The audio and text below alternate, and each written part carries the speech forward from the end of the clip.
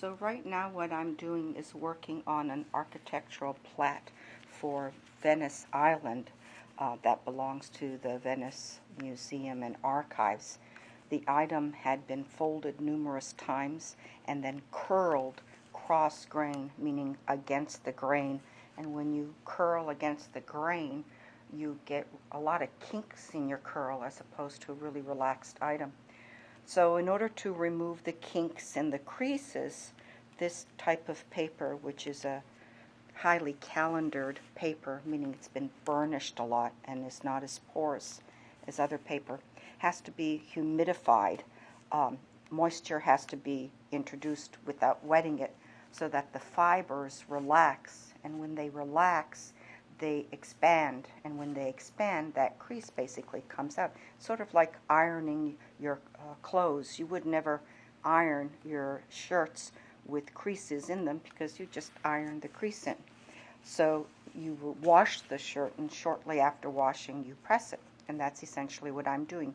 Now that I've introduced humidity, I'm taking what's called a tacking iron, which is a conservator's iron, where the temperatures can be regulated precisely by a dial we have, and I am basically pressing the paper to press out as many of the hard creases as is possible.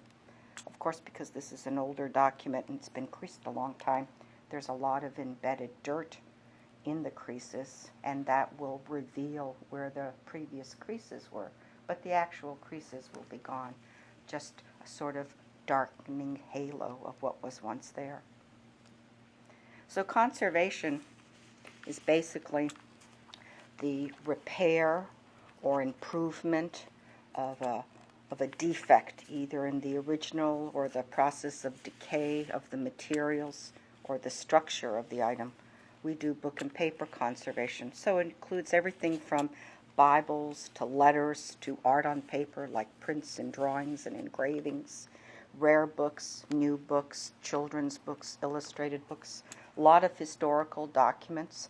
And what we do is we do repair techniques that meet the standards of professional conservators.